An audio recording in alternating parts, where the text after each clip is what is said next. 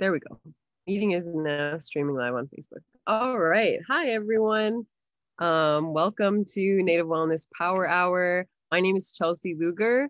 This is my mom, Donna. I will let her introduce herself in a little bit here, but we are coming to you live today from, we're actually on a little family trip at a lake cabin in Minnesota, Anishinaabe and Dakota territory.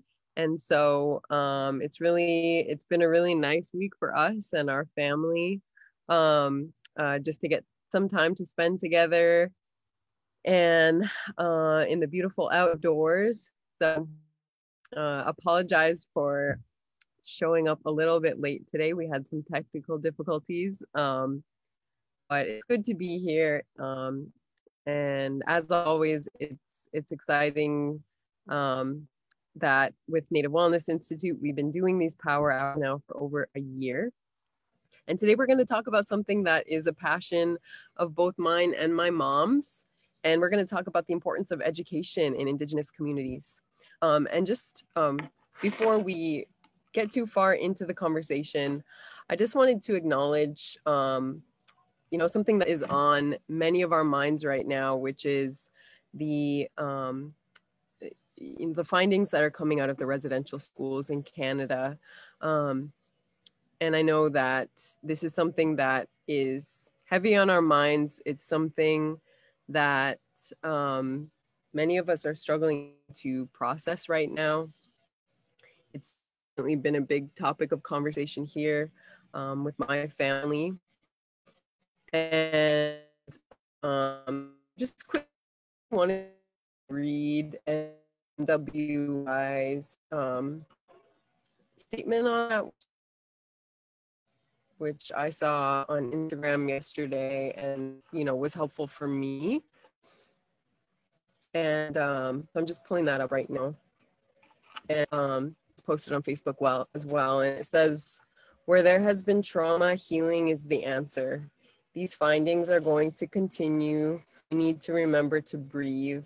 Remember to go outside and let our Mother Earth hold us. Remember to cry and release. Remember to pray. Remember to drink water.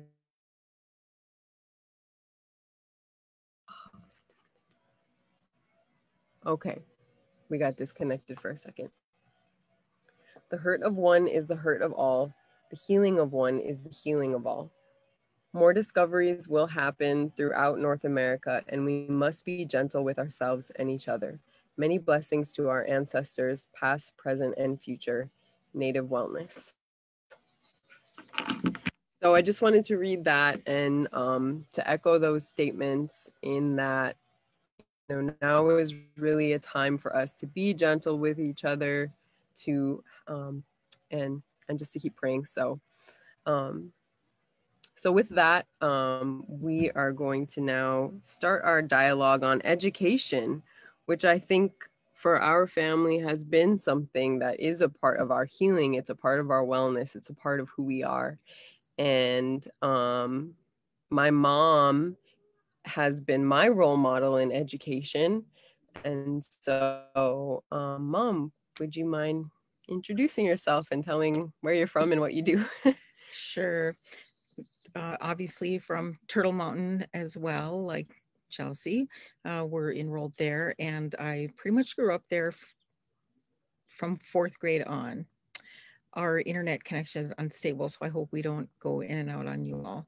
Mm-hmm. But,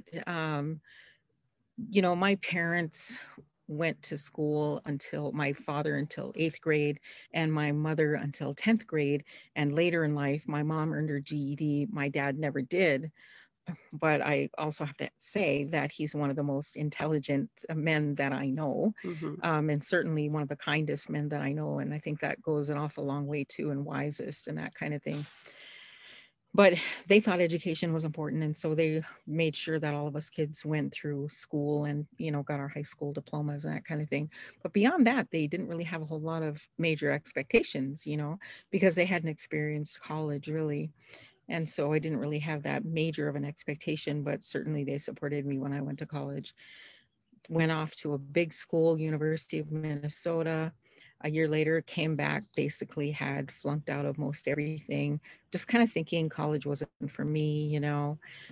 Fortunately for me, though, the tribal college had started in Belcourt, North Dakota, back back home. And so I took a few classes here and there and started thinking, wow, maybe I can do this. And, you know, my educational journey there just was kind of one step at a time. I never once said, someday I'm going to have a doctorate degree and someday I'm going to do this and that. It was always just one step at a time. And so got a 2-year degree from Sitting Bull College, got a 4-year degree, you know, after having 3 kids at University of North Dakota, then went on for a master's degree and then eventually a doctorate degree. And all the while, like I said, never really having these plans that someday I'm going to be this or I'm going to be that, just sort of taking it one step at a time when opportunities arose. And then I felt like I had the energy to do something more. And eventually got my doctorate. And at that time, I was kind of getting it because I thought, you know, the tribal college was so good to me and really helped me get my start that someday I want to be a tribal college president. And lo and behold, I became a president this past October. So kind of my whole educational really came full circle where I'm sort of leading uh, my tribe in their education for the community as president. And it's been really, really rewarding for me to be able to do that after that's how years. There's no way I'd be where I am today if it wasn't for my experience at the tribal college. Yeah. Well, that is something that I think is really inspiring about my mom's educational story is that it's unconventional. Yeah. It's, you know, she didn't finish everything on, you know, the strict or the ideal timeline that sometimes people propose. But she didn't let that stop her. And I also think I think it's great that she had tribal college experience and have, you know, doesn't see that as less than. If anything, it has bolstered her worldview, her perspective in so many different ways. And, you know, we've always had respect for the tribal college system in our family. And I didn't go to a tribal college, but I've always, I see them as like a beacon of education in our communities. And it's really, so I just want all students out there to know that tribal colleges are just an amazing resource. And there's actually, you might be from a community that has one. They're not in every tribe, of course, but I think it's, you know, such an excellent resource for our students. And so one of the things that we want to talk about today is just that there's a number of different paths that you can go on with education, whether that involves tribal colleges, 4-year colleges, or another style, another educational path, vocational, or something really out of the box. There's so many options. And I think the most important thing is to find what is right for you, not what you think you have to do or what you think is, you know, what other people are saying, but just to find the one that fits and the one that works for you. I guess I can share a little bit about what I did. So I went straight from high school to 4-year college. I always excelled in school, and I knew that I wanted to go far away, just because, you know, growing up in North Dakota, pretty rural, pretty, you know, I went to high school in a town off of the reservation where almost all of my classmates were white. I was pretty much the only the only student of color usually in my classes. And then I would live on the reservation in the summertime. And I wanted to experience life somewhere where there was a lot of diversity, where there was Native students and where there was other students of color and international students and all that kind of thing, just because I hadn't experienced that in my life. So I think when I was applying for colleges, what I looked for is somewhere far away from where I grew up. And I tried a whole range of, levels of difficulty to get into, just because I didn't really know exactly what I would qualify for. So I applied to probably 8 or 10 different schools all over the country, all the way from Seattle to Arizona, to the East Coast. And what I ended up choosing was Dartmouth College. And the reason that I had even heard of that, and sorry, I keep swatting flies.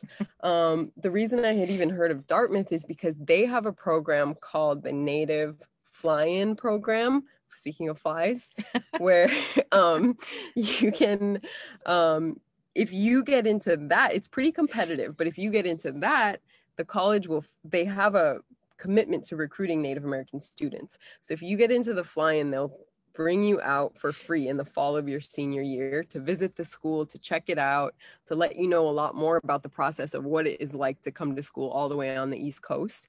And my mom was the one who really encouraged me to do that. And how did you hear about that in the first place? I don't even remember. Because I worked at the University of North Dakota, and we'd get all, in our network of working with Native students, we'd get all these announcements of what was going on for all the different opportunities that Native students could take advantage of, whether it was high school stuff or scholarship information, but summer camps, all these kinds of things. So that was one thing I looked at. It was like a 3-day trip, and why not, right? Why not go check it out? And obviously I knew you wanted to go far away. So it was like, why not check it out and see what it was like? And the crazy thing was, the first day your plane was delayed because of fog. So you missed the first day. That's right. I did. So we almost didn't send you the next day. So as fate would have it. Oh my gosh. Plus you went and visit lots of schools on the West Coast.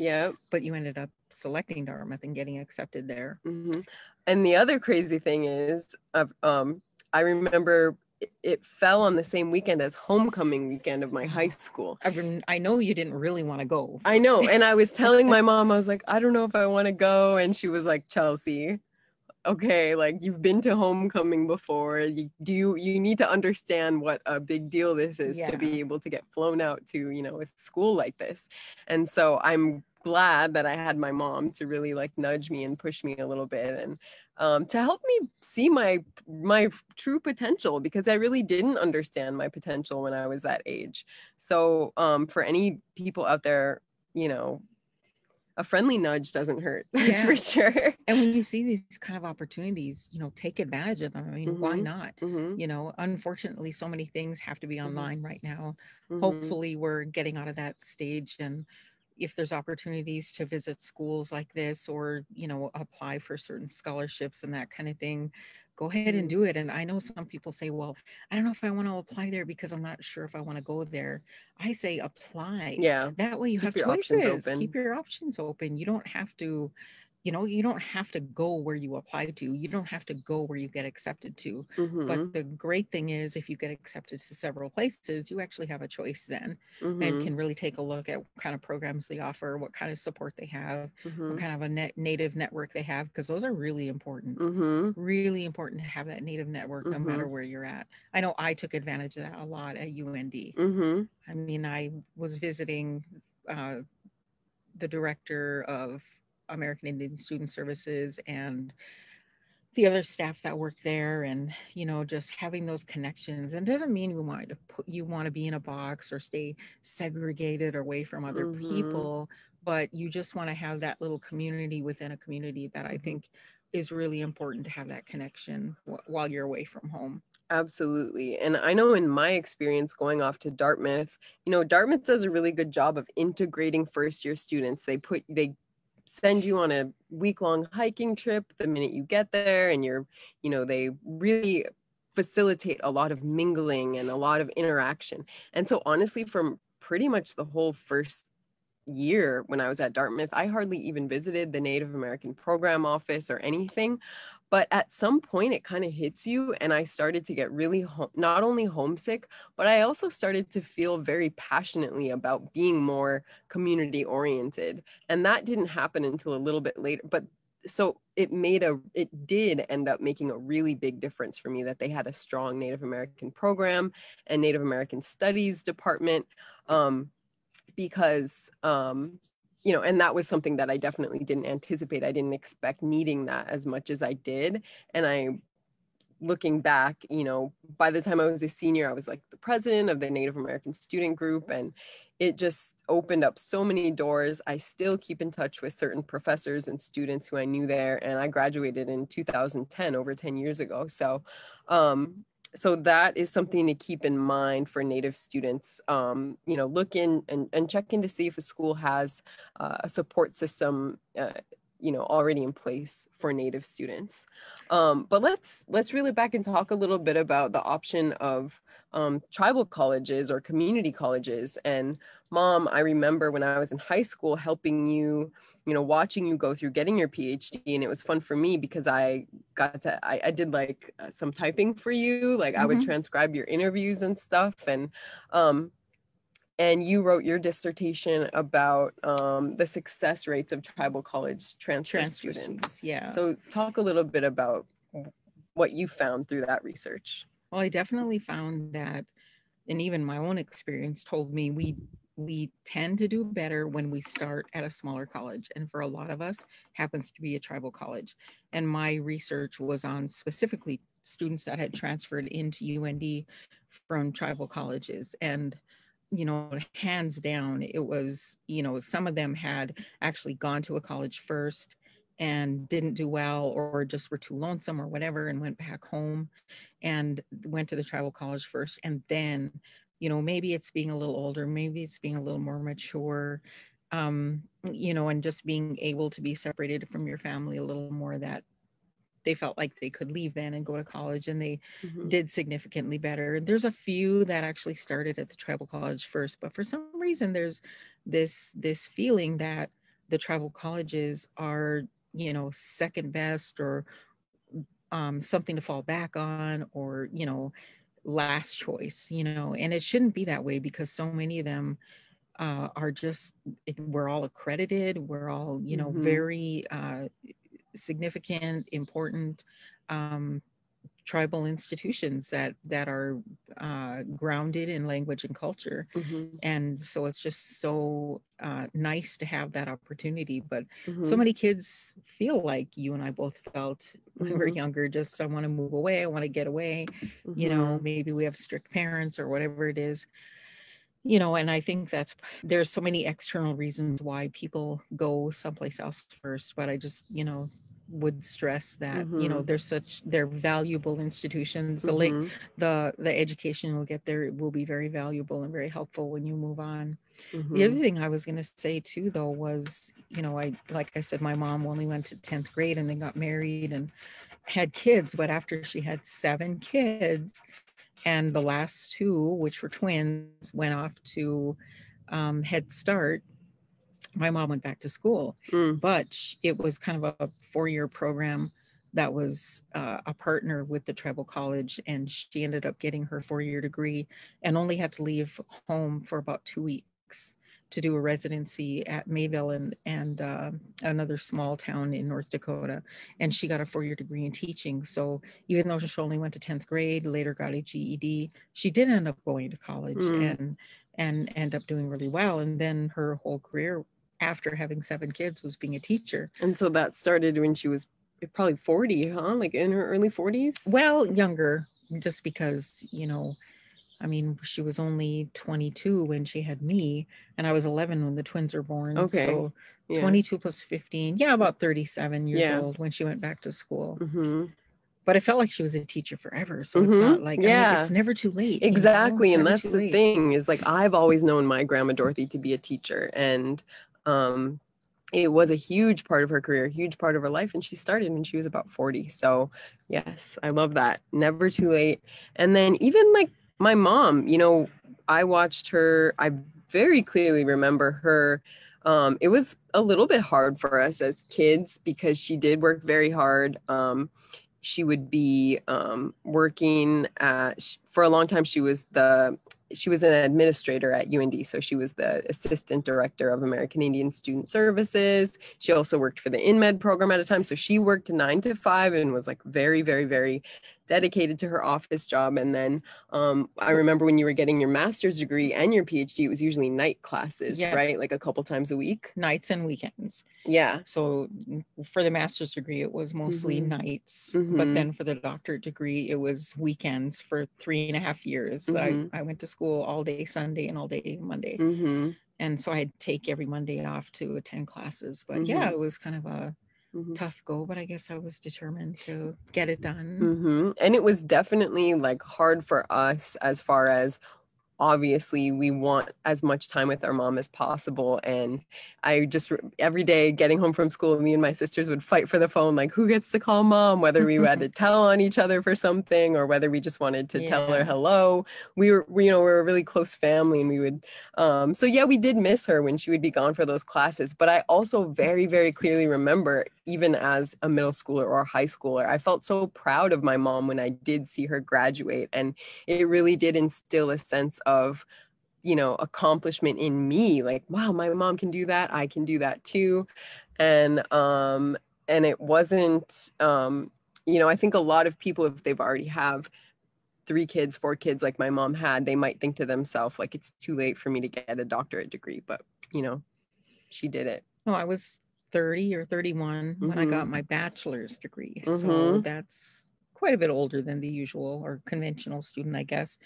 And then about 35 when I got my master's degree, and 41 when I got my doctorate degree. So yeah, it was kind of a long road. I felt like I went to school forever for my whole life, and I was just so glad to be done and to be able to just read a book for enjoyment and not having it be a textbook. But even that, now it feels like forever that you've had it. Yeah. It feels like forever that that's been a part of your career, like that you've been, Dr. Donna Brown, like that's, I hardly remember before that either. So, it's for sure, it's never too late. Other avenues of education though too, and I always tell people, you don't have to be a doctor. You don't have to go that far. You don't have to have a master's degree. You don't even have to have a bachelor's degree. There's so many vocations out there that you can get into. You can you can get several medical degrees. RNs are only 2 years now, whereas they used to be 4-year programs. There's so many things you can do and earn a vocation. Because the other piece about going to school is student loans really add up, and so many people, and I found particularly troubling with a lot of Native students, is they don't really understand what they're getting into when they get student loans out. There's tons and tons of student loans, myself included. Yeah, and it's just, and then what happens is you think when you graduate from college you're going to get this great job and you're going to get a house and get a car and all this stuff you think you're going to do, but you're busy paying student loans back. So if you can get scholarships, I know it's hard to fill them out. I know it takes time. I know it seems tedious, but I always tell students that, if it took you 10 hours to fill out an application and all you got was $500 for it, for example, you just got paid $50 an hour, which is a lot more than any of you are making in almost any job that you have, and so it's worth that effort to fill those applications out. So many students that I've helped over the years have not bothered because they thought, well, it's only $1,000 and it costs me this much to go to school, or it's only $500 scholarship. I don't want to waste my time with that. I want to work instead. I can guarantee your job not paying you $50 an hour. So take the time to do those things and then keep them, you have to keep your grades up and that kind of thing and really make education a priority.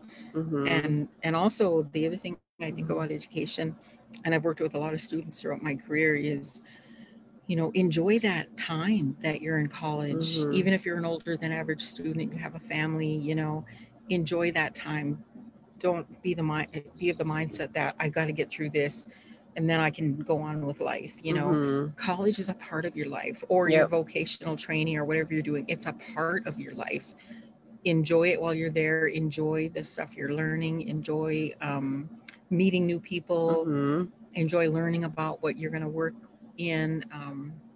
Don't think of it as this chore and this task that you have to do before you can get on with life. Right. And, there is a certain degree of, it is going to be hard. It's going to be an adjustment. You have two separate learning curves. You have the learning curve of academia and the challenges that brings. All of a sudden, these volumes of books and that was something that was really jarring for me, because even though I went to one of the top rated high schools in North Dakota, and I was a very good student at the top of my class there.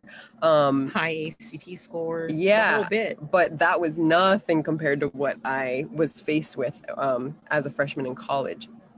And so it is a learning curve in academics, having to suddenly write 10-page papers in 20-page papers and all that kind of stuff. And then there's also a learning curve, especially if you go far away, of being away from home. You have to, as much as I didn't like having a strict parent at home when I was in high school, you realize that it had provided you so much structure that you need to then learn how to maintain yourself. Otherwise, you're simply not going to get through it. And so it's the learning curve of being independent, of, balancing school and social life, and making sure that you are taking care of yourself in a number of different ways. So don't, I would just say my advice for anybody going into it is don't sort of anticipate that. Anticipate it's not always going to be very, very easy, but when things are not easy, that's when they become really rewarding. So it's worth it to stick it out. It's worth it to just try a little bit longer than what you thought you were able to try. And I do remember one time, I think it was, halfway through my first year at Dartmouth.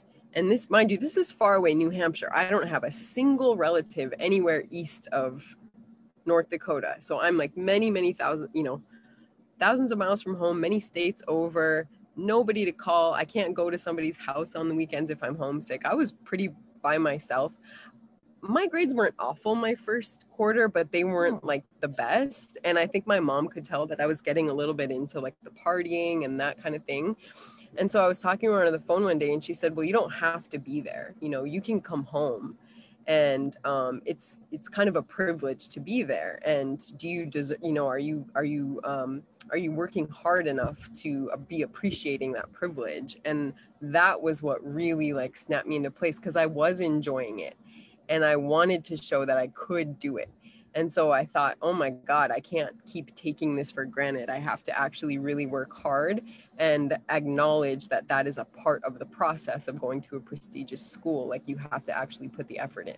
And I'll tell you, by the time I was even by the time I was a sophomore, but the more and more and more I went, the more I learned, like, I do contribute value to this institution. I am a good student even here. And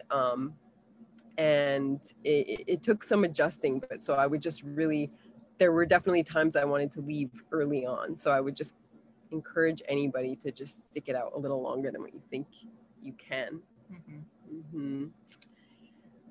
Yeah, and don't get too discouraged by failures. One summer I had to take a class called Survey of Calculus, and I had to take it for the program I was in. And then I thought, and this is in my undergrad work, I thought, I'll take it this summer, just bang it out and get it out of the way. And, since I had gone far away to college and then went to the tribal college and back to UND, I had not failed a course. And so it was really like, I was like 2 weeks into it. I was so stressed out, and I flunked my first test, and it was a summer course too. So it was very condensed. And it just came to a point one day where I knew I got a grade, but calculating my grade and what was left in the course, I knew I wasn't going to pass it. So I had to drop that class. And before I dropped it though, I was so so depressed and so sad, and so felt like such a failure, you know. And but once I went to the registrar's office, you physically had to go there, then you couldn't do anything online, and dropped that class, it was like this huge weight lifted off my shoulders. And so I felt really bad about it, really guilty, and you know, I wasted everybody's time, including my own. But once I dropped it, I just thought, what's the big deal? It's going to take me a little longer. I have to retake it. I'll just do it, you know? And so don't beat yourself up or give up completely if you fail along the way, here or there. Just kind of keep pushing away. Definitely. I think it's really hard in those moments to take the bigger picture into perspective, because it does feel so stressful. It feels like such a failure. But you have to really look out for, you just have to strike that balance of knowing that you're going to be pushed, knowing it's going to be a challenge, accepting that, but at the same time, taking care of yourself, taking care of your mental health, your behavioral health, asking for help is always key, right? Ask for help often and early. And the more you ask, whether it's somebody who works in student services office, or whether it's an older student who's a mentor of yours, or being very open with the professor about how hard things are for you, the more you ask for help, the better you'll do. The better you will do, always. And even in your career and in your adult life, it's important to ask for help always. One time I was reading scholarships for the Gates Millennium Scholarship. It was when it first started, like over 20 years ago. And we had to get trained first. And the trainer did a lot of research on what makes students successful in college. And the number one thing was that they are willing to ask for help, and they ask for help when they need it. That was the number one indicator of whether or not you're going to do well in school. So many students come in thinking, I got straight A's in high school, I was valedictorian, I was this, I was that. You know, I'm so ashamed if I have to ask for help. I'm so ashamed if I have to get tutored. Throw all that thinking out the door, because you're not proving anything to anybody by failing because you're afraid to ask for help or ashamed to ask for help. You know, half of a university or half of a school, half of the staff is there to help you outside of class. Half of it is the faculty that teach you. So, you know, all these people are sitting there having different kind of programs, whether it's workshops on study skills or time management or whatever it is, or they're tutors or they're this or that. They want to help you. That's why they're there. They're getting paid to do it.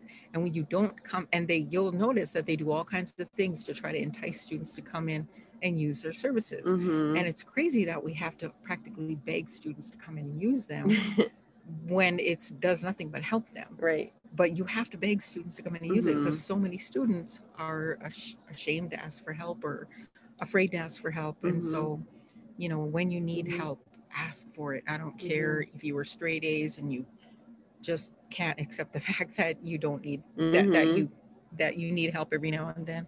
You know, just ask for it, because that's the number one factor that indicates whether or not you're going to do well in school.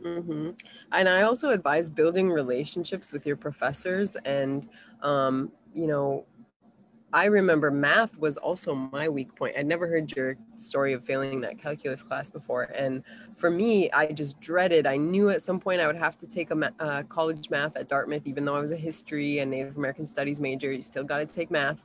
And when I started that class, I was at that point long enough in my journey to have learned that lesson. And so I just talked to my professor. I went to his very first office hours, super nice guy. And I just said,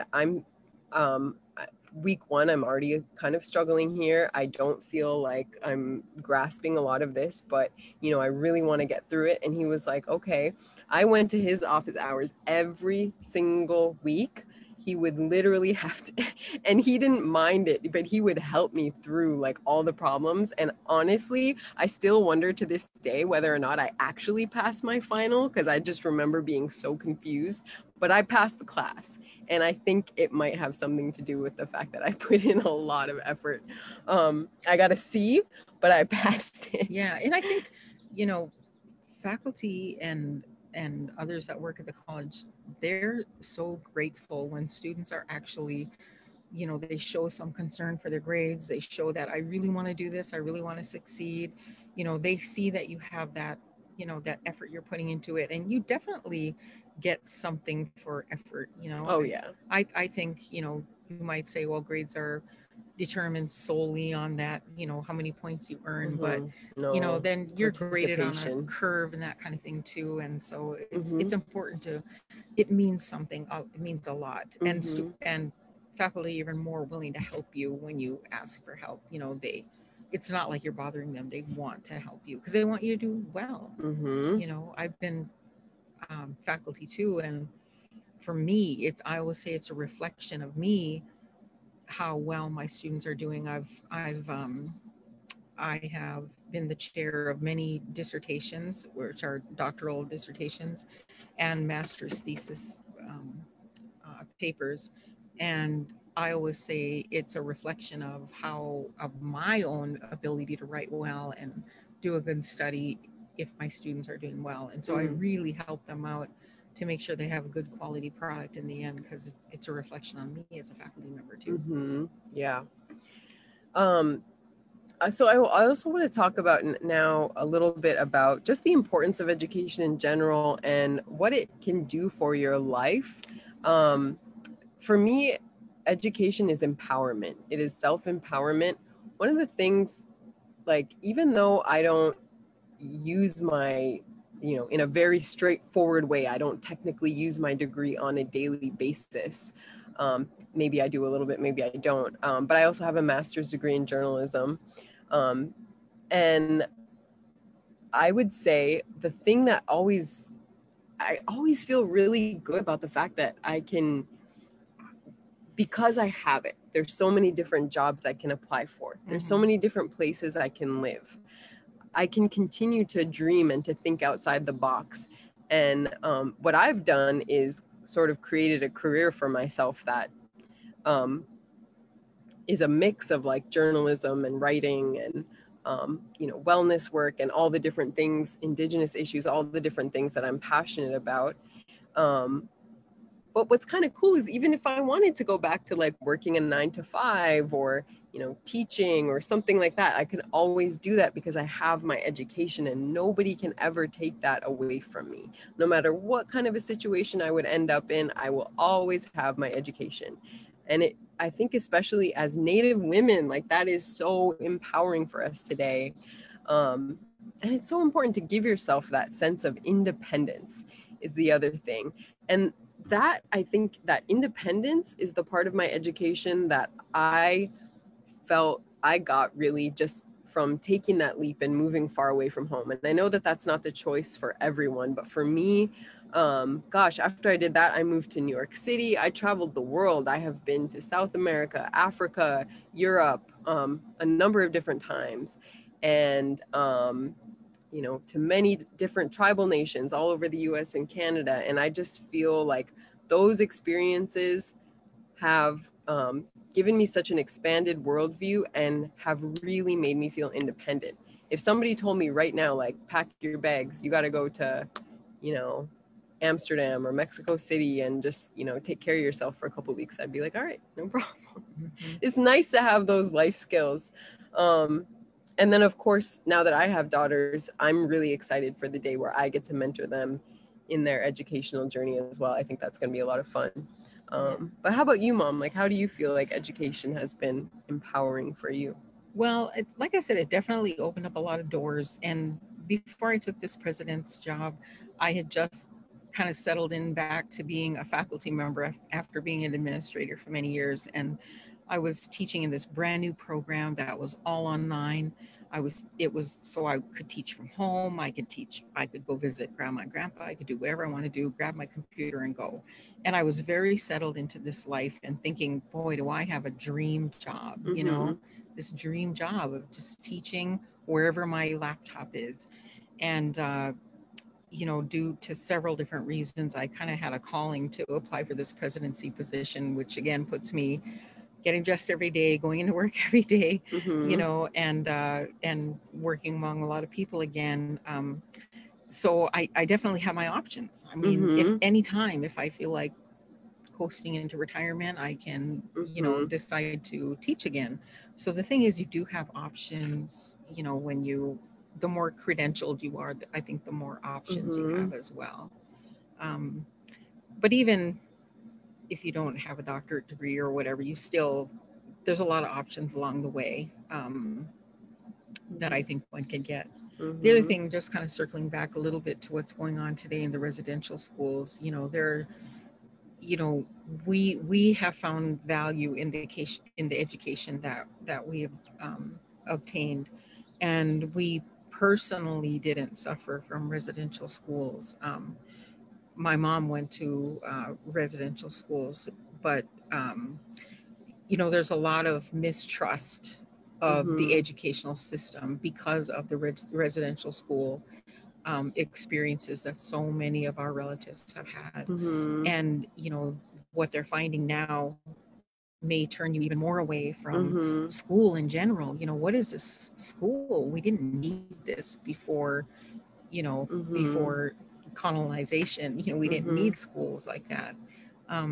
So in a lot of ways, it has empowered us and given us many more options and many more avenues that we could take in life. And so we definitely think education is important, but really you have to weigh that between what is education going to cost you, not just financially, but, time away from family and that kind of thing, and balancing all that. And then, these were widespread, but certainly a different kind of a situation with the residential schools. But, we can take what's good out of education and not let these kinds of things hold us back as well, or use that, to say, well, I don't want to go because I don't trust educational systems. And I guess it's a personal thing to choose or to have to think about, but for us, it was a little different. Yeah, well, it's interesting, the different spectrum of that, because I think for those, if you have access in different avenues to like a lot of traditional knowledge and stuff like that, like without ever having to go to school, then that is a really cool option. And if you can figure out, a way to make a life through that, that's awesome. That's a wonderful thing. That's like my husband Thosh. He didn't have to go to college. Right. Like, he created this incredible career for himself with his photography and his wellness and all that. And I mean, he did go to college for a few years, but he didn't finish. And I mean, he's got an amazing career. So it's like there are really many ways that you can go about life. And I know that like traditional knowledge has been a huge part of Thosh's education. What's interesting for me is that because my grandparents were in boarding school on both sides of the family, I think a lot of that traditional knowledge in our lineage was kind of lost. And when I went off to college with many Native professors, many Native students around me, I actually learned a lot about the Indigenous world when I went to college that I didn't know before. So colleges today are transforming thanks to the efforts of Native people that are within them. And you can find a lot of traditional knowledge, a lot of Indigenous education within those systems, if that's something that you are looking for. And it can be incredibly empowering. And it really was for me. I think when I went off, it really reinstilled a sense of Native pride in me. Once I learned the truth about our history, about our politics, et cetera, made just the world of difference for me, because of course, in high school in North Dakota, we weren't learning about that stuff. And if anything, we were facing a lot of discrimination. So I think, it can go both ways. And correct me if I'm wrong, but even like in the tribal colleges, there's really been a reclamation of traditional knowledge and incorporating those into daily classes there, right? Absolutely. And what we found was that we're trying so hard to meet the requirements of the outside accreditation agencies. We're forgetting about why tribal colleges were first founded and what they're supposed to be grounded in, which is language and culture. So we have just become a member of the World Indigenous colleges and universities, colleges in higher education. I can't remember exactly what it is, but we just became a member of that, where we'll get an accreditation through them that measures us on how well we are grounding ourselves in language and culture, which the Higher Learning Commission doesn't do. Right. You know, they don't know anything about it. And so we're not being held accountable to what our founding people, you know, the founders of the tribal college system said we were going to be about. And so we're willingly and you know, enthusiastically wanting to be a part of this Indigenous system, higher ed system, so we can be accountable to that grounding in language and culture too. Yeah, that's awesome. It's certainly a process. I think so many communities are reclaiming language, culture. Yeah, we've just got a minute left here. But yeah, I just want to thank you, Mom. Thank you so much for, you know, being my educational inspiration always, and for joining us here today on the Native Wellness Institute. Maybe we'll do this again at some point when it gets to be like college application season. And then I just also want to point you all out to some resources. If you contact the Indigenous 20-somethings project, which is a project of the Native Wellness Institute, there's a lot of resources there, a lot of people involved there who can also answer questions about many different kinds of education, whether that's Western education, higher ed, traditional knowledge, and how you go about learning more of that. Definitely reach out to I-20SP or Native Wellness Institute. And gosh, there's so many Indigenous education orgs as well. But yeah, hopefully this is a conversation we can continue to have. And it's been really fun. Thank you guys for being here. We haven't been able to see the comments because we're coming to you through Zoom, but we'll check those out later and try to answer any questions. But yeah, anything else, Mom? Nope, that's it. Thanks for joining. Thanks for listening. Thank you all so much. Have a good weekend.